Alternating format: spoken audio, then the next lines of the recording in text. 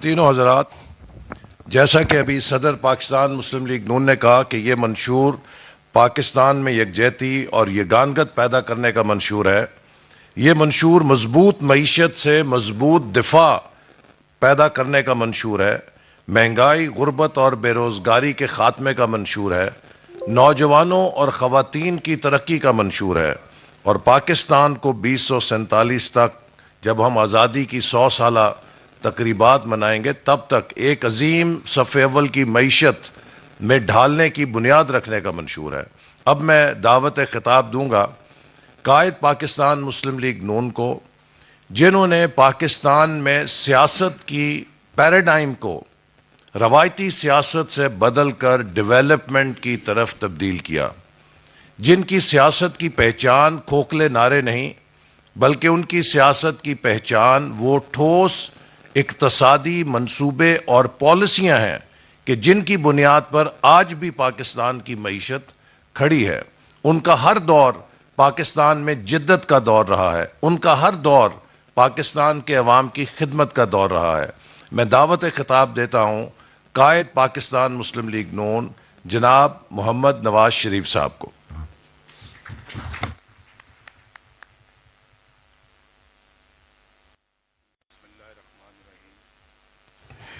جی بسم اللہ الرحمن الرحیم. شکریہ حسن اقبال صاحب. محترم خواتین و حضرات، بہت ہی معزز مہمانان گرامی،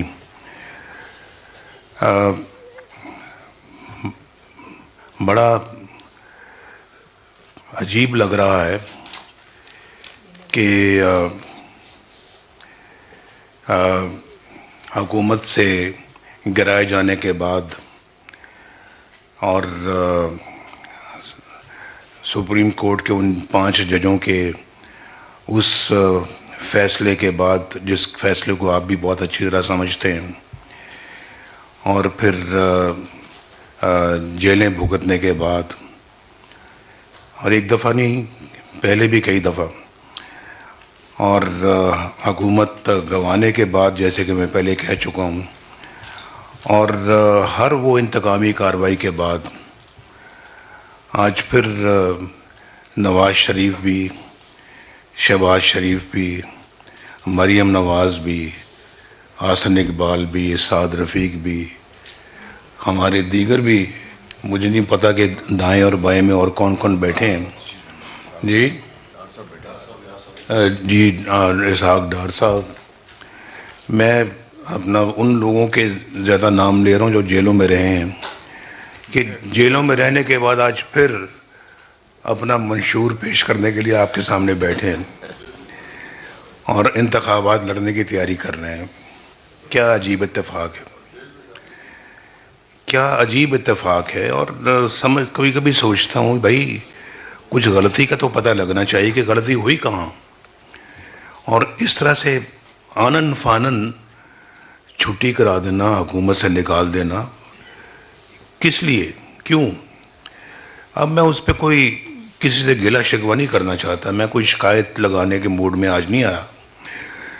میں تو مستقبل کی بات کرنے آیا تھا، اور یہ میرے پاس چند صفحے تھے جو میں پڑھنا چاہتا تھا، لیکن حسن اقبال صاحب نے بھی زبانی تقریر کی، پھر محترم عرفان صدیقی صاحب نے زبانی تقریر کی، جناب صدر نے بھی زبانی تقریر کی، تو پھر میرا پڑھنا جو ہے وہ کوئی مقصد نہیں رکھتا تھا. میں نے کہا میں بھی جو کچھ بول سکتا ہوں زبانی بولوں.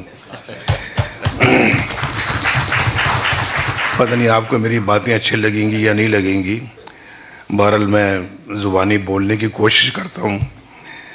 تو میں اگر جیسے کہ پچھلی حکومت میں آپ نے جس شخص کو دیکھا ہے ان کی جگہ، میں کبھی بھی وہ کچھ نہ کرتا جو انہوں نے کیا، بالکل نہ کرتا. اس کی ایک مثال موجود ہے. اس سے پہلے پیپلز پارٹی کی گورنمنٹ بھی تھی ایک دفعہ، 2008 سے لے کے 2013 تک. ہمارے بڑے ایشوز تھے ان کے ساتھ، ججوں کی بحالی کا ایشو تھا، اور کئی امپورٹنٹ ایشو تھے جس پہ ہم نے دستخط کیے تھے. اس میں سے ایک اور بھی بڑا امپورٹنٹ ایشو تھا, وہ چارٹر آف ڈیموکریسی تھا, جس پہ ہم نے سب نے دستخط کیے. اس شخص نے بھی جس نے جو پچھلی 2000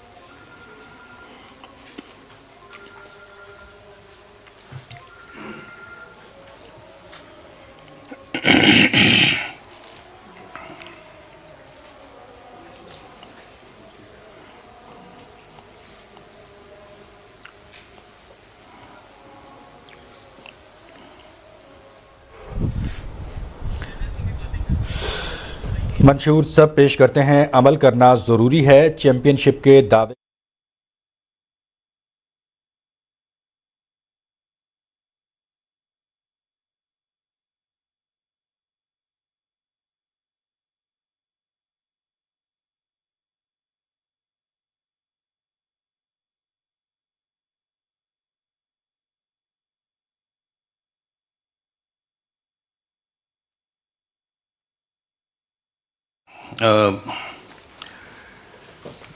آج میں اپنی اس میں سب پوائنٹس ہیں جو منشور میں موجود ہیں, لیکن چونکہ آپ انشاءاللہ وقت نکال کے, مجھے امید ہے. اچھا جی, انکل خدا حافظ جی. سوری جی, میرے ایبٹ آباد میں جلسہ ہے تو آئی ہیو ٹو لیو.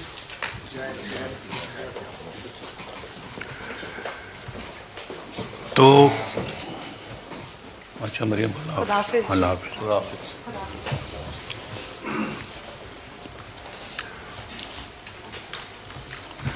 تو میں عرض یہ کر رہا تھا کہ اس میں منشور موجود ہے, لیکن آپ پڑھنے لکھنے والے لوگ ہیں, مجھے امید ہے کہ آپ منشور پڑھیں گے.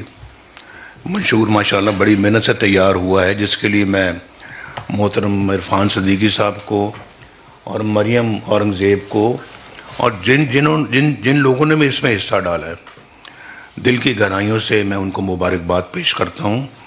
اور بہت محنت کے ساتھ یہ منشور بنایا گیا ہے, پھر لکھا گیا ہے اور پرنٹ کیا گیا ہے. اس کو آپ ضرور پڑھیں, اور ہمارا پورا ارادہ ہے کہ اگر حکومت میں آنے کا اللہ تعالیٰ نے ہمیں موقع دیا تو اس پہ عمل پوری طرح سے کریں گے انشاءاللہ. تو میں تھوڑا سا منشور سے ہٹ کے کچھ باتیں کروں گا, 2-4 باتیں, یہ لمبی تقریر کا ارادہ نہیں ہے میرا. تو میں مثال دے رہا تھا کہ اس سے پہلے ایک مثال یہ تھی کہ 2008 سے لے کے 2013 تک پیپلز پارٹی کی گورنمنٹ تھی. بڑے ہمارے ان کے ساتھ معاملات تھے. چارٹر آف ڈیموکریسی کی بات کر چکا ہوں, ججوں کی بحالی کی بات کر چکا ہوں. وعدہ کرنے کے باوجود انہوں نے اس کو پورا نہیں کیا, جب تک کہ ہمیں لانگ مارچ کرنا پڑا. آپ کو یاد ہوگا کہ لانگ مارچ جیسے ہی گجرانوالہ پہنچا تو بحالی کی جو خبر آ گئی. شہباز صاحب کی گورنمنٹ جو ہے نا, وہ اس وقت انہوں نے توڑ دی تھی. یہاں گورنر رول لگا ہوا تھا. وہاں پہنچا تو جب ہم نے کہا, اب اس وقت اعتزاز احسن صاحب بھی میرے ساتھ جا رہے تھے, تو ہم نے باہمی طور پہ طے کیا کہ ہم لاہور واپس چلتے ہیں, کیونکہ جس مقصد کے لیے آئے تھے وہ تو گجرانوالہ پہنچ کے پورا ہو گیا. جج بحال ہو گئے. لوگوں نے مجھے کہا جی کہ آپ لانگ مارچ کو لے کے جائیں اسلام آباد. میں نے کہا کیوں؟ کہ شہباز صاحب کی گورنمنٹ نہیں آپ نے بحال کروانی. میں نے کہا وہ تو میرا مقصد نہیں تھا یہاں لانگ مارچ کا, وہ تو اپنا ایک علیحدہ ایشو ہے, اس کے لیے ہم اپنی جدوجہد کریں گے, اور لیکن ہم اپنا اس کے لیے اسلام آباد ہم نہیں جائیں گے, لانگ مارچ کی شکل میں ہم وہاں نہیں جائیں گے. اصول تھا, ہم نے اپنے اصول پہ ہم نے عمل کیا. چارٹر آف ڈیموکریسی کی بہت خلاف ورزیاں ہو رہی تھیں اسلام آباد سے لاہور. بارش ہو رہی تھی, رات کا وقت تھا. مجھے کہنے لگے جی کہ آپ اب اس حکومت کے خلاف کب لانگ مارچ کریں گے, اس حکومت نے تو پاکستان کا بہت برا حال کر دیا, تو کب لانگ مارچ کریں گے, کب اس کو ختم کریں گے. میں نے کہا میں اپوزیشن لیڈر ہوں, میں نے کبھی نہیں کہا کہ میں اس حکومت کو ختم کرنے کے لیے لانگ مارچ کروں گا, تو میں کیوں لانگ مارچ کروں. میرے منشور میں نہیں ہے اس طرح لانگ مارچ کر کے حکومتوں کو ختم کرنا. اور آپ جانتے ہیں ہم نے پورا موقع دیا, وقت دیا, حکومت نے اپنی مدت مکمل کی. جب مکمل کی تو میں گیا محترم زرداری صاحب کے پاس, صدر تھے پاکستان کے. میں نے کہا آپ ابھی آپ کے 6 مہینے اور ہیں, آپ ہمارے صدر ہیں زرداری صاحب, ہم الیکشن ہو گئے, ہم جیت گئے ہیں, تو میں جناب آپ صدر ہیں, ہم آپ کی اسی طرح سے عزت کریں گے جیسے ایک ہیڈ آف دا اسٹیٹ کی عزت کی جاتی ہے. ہم نے ایک اچھی روایت ڈالی, اور پھر آپ جانتے ہیں جی کہ ہم نے اس حکومت میں مل کر عمران خان صاحب کے دھرنوں کا مقابلہ کیا. پارلیمنٹ یک جان ہو کے اس کے خلاف کھڑی ہو گئی. اب مجھے بتائیں کہ یہ کہاں کی ڈیموکریسی اور کہاں کی سیاست ہے. ادھر سے حکومت ایک مینڈیٹ لے کے آتی ہے تو ادھر سے آپ اس کے خلاف دھرنے شروع کر دیں, اور آپ یہ زبان استعمال کریں کہ وزیر اعظم کو ہم وزیر اعظم ہاؤس سے اس گردن میں رسا ڈال کے کھینچ کر لے کے آئیں گے. اور کہاں لکھا ہوا تھا کہ آپ محترم قبلہ حضور طاہر القادری صاحب کے ساتھ آپ اپنا جو ہے نا وہ کریں گے, جو ہے وہ کیا کہتے ہیں اس کو, اشتراک کریں گے, گٹھ جوڑ کریں گے, اشتراک کریں گے, اور ان کے ساتھ آپ اپنا جو ہے وہ لانگ مارچ کریں گے. کیا واسطہ طاہر القادری صاحب کا پاکستان کے ساتھ؟ وہ کون ہے پاکستان کی سیاست کے؟ ان کے ساتھ آپ گٹھ جوڑ کر رہے ہیں, اور بھی افراد اور عناصر بیچ میں ملے ہوئے تھے. ابھی گورنمنٹ بنتی ہے, الیکشن ہوتے ہیں, آپ 35 فنکشنوں کی بات کرتے ہیں. وہ سپریم کورٹ کے چیف جسٹس بھی جو کہ بہترین چیف جسٹس تھے, میں دل سے ان کی بہت عزت کرتا ہوں, انہوں نے ناصر الملک, اور انہوں نے یہ فیصلہ سنایا کہ کوئی 35 فنکشن والی بات نہیں ہے, کچھ نہیں ہے, سب الیکشن فیئر ہوئے ہیں.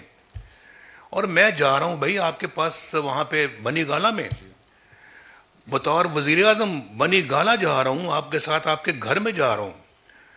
میں یہ بھی کہہ سکتا ہوں کہ میں نہیں آتا, آپ آئیں. میں تو پاکستان کی خاطر گیا تھا ان کے پاس کہ بیٹھیں آپ بات کریں, کیا آپ چاہتے کیا ہیں؟ کچھ بھی نہیں چاہتے. بعد میں پتہ لگا جی کہ سڑک بنی گالا سے بنا دیں آپ, اسلام آباد سے بنی گالا تک. ہم نے بنا دی سڑک وہ.